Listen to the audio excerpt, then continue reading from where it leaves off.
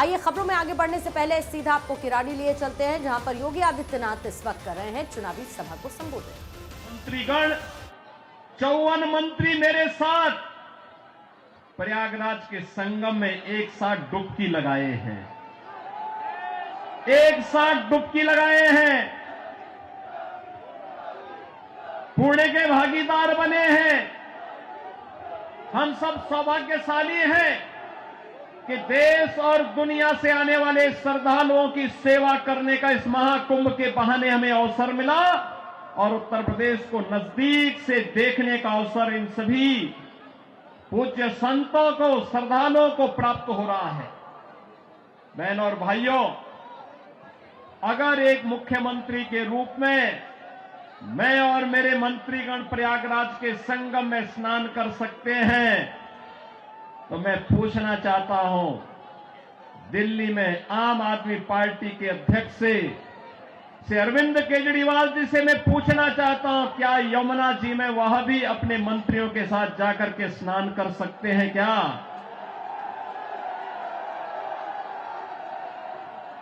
अगर उनमें नैतिक साहस है तो उनको इसका जवाब देना चाहिए। यमुना मैया को एक गंदे नाले के रूप में बदलने का अपराध क्या उन्होंने किया है कि नहीं किया है?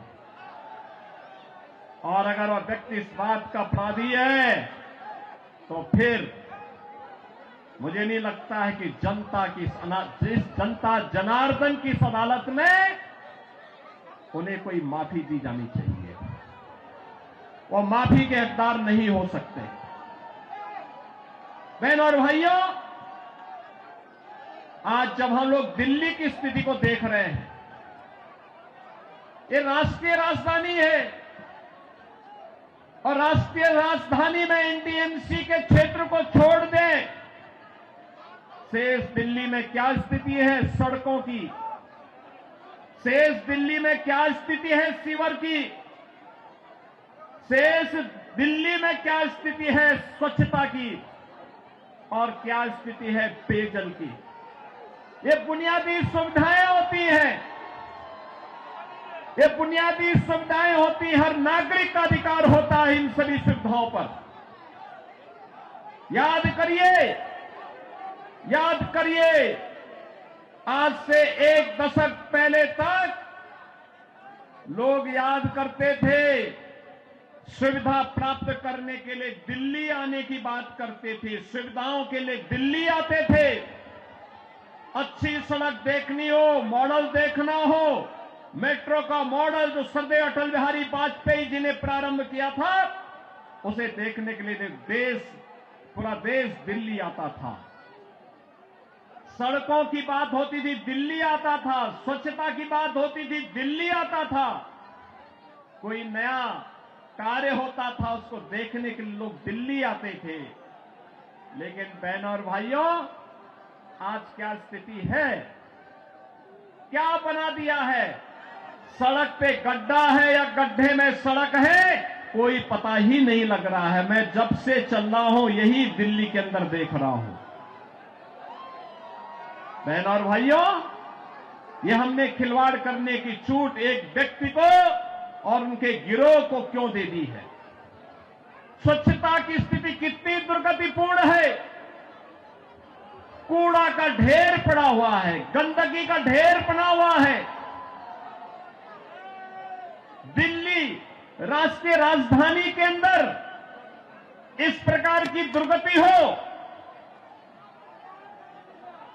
सीवर बहरा सड़कों पर, हमारे वाहनों को भी उसी सीवर के बहते हुए सीवर से गुजरना पड़ा। और अभी तो पेयजल का भीषण संकट आने वाला है।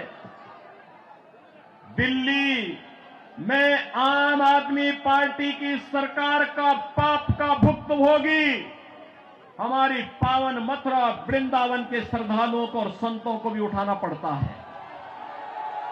वहां मां गंगा एक गंदे नाले में बदल करके जाती है। जब भी नमामि गंगे परियोजना के अंतर्गत मां यमुना की शुद्धता की बात आई, स्वच्छता की बात आई, तो अरविंद केजरीवाल एंड कंपनी ने कोई सहयोग नहीं किया। ये सहयोग नहीं करना चाहते,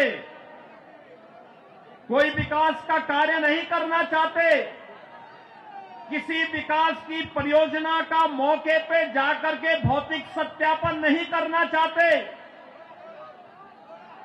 जनता को बुनियादी सुविधा मिले, उसका अधिकार प्राप्त हो, ये वे काम नहीं करना चाहते। इनका तो एक ही कार्य है, प्रातः काल होते ही सोशल मीडिया पर झूठे ट्वीट करना, झूठी फिल्मों का प्रदर्शन करना, झूठे प्रेस वक्तव्य और प्रेस वार्ता के माध्यम से केवल गुमराह करने वाले वक्तव्यों को देना। जितना समय झूठ बोलने की एटीएम के रूप में आम आदमी पार्टी और उनके नेता समय बर्बाद करते हैं, ये झूठ का एटीएम बनने की बजाय अगर उन्होंने जनता की जन सुविधा और विकास के बारे में सोचा होता तो 10 वर्ष में दिल्ली की कायाकल्प हो गई होती, दिल्ली बदल गई होती।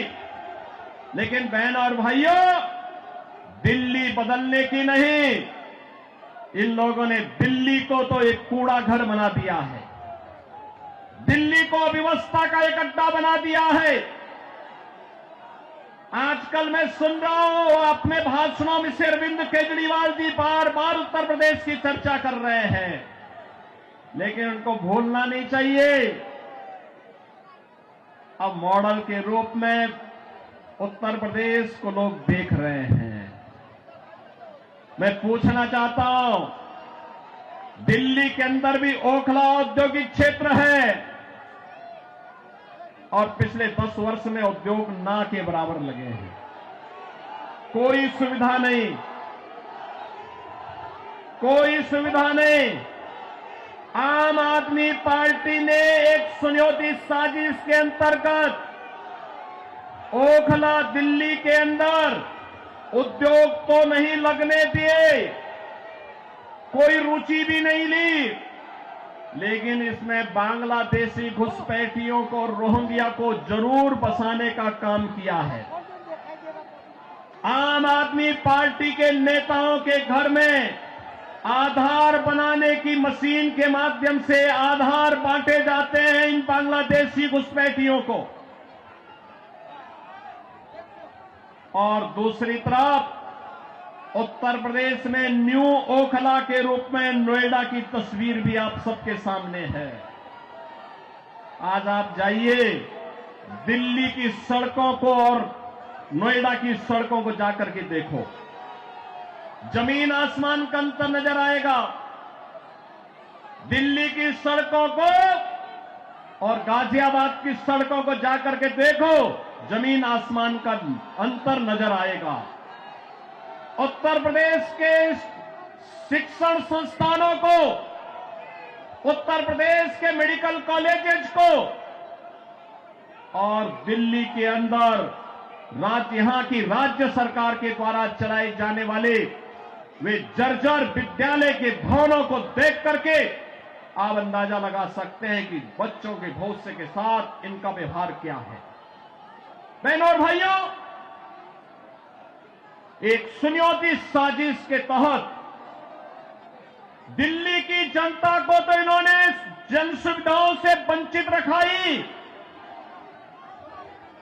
साथ साथ राष्ट्रीय सुरक्षा के साथ खिलवाड़ भी इन्होंने उन अपने शरारत भरी कृत्यों से किया है। आपने देखा होगा 2020 में दिल्ली के अंदर किस तरीके से दंगे करवाए गए और आम आदमी पार्टी के पार्षद और उनके विधायकों की संलिप्तता इस पूरे षड्यंत्र में सामने आई थी। ये लगातार राष्ट्रीय सुरक्षा के साथ खिलवाड़ कर रहे हैं। स्वाभाविक रूप से जो अपने गुरु सरदे अन्ना हजारे को धोखा दे सकता हो, वह व्यक्ति जनता को भी धोखा देने में माहिर होगा।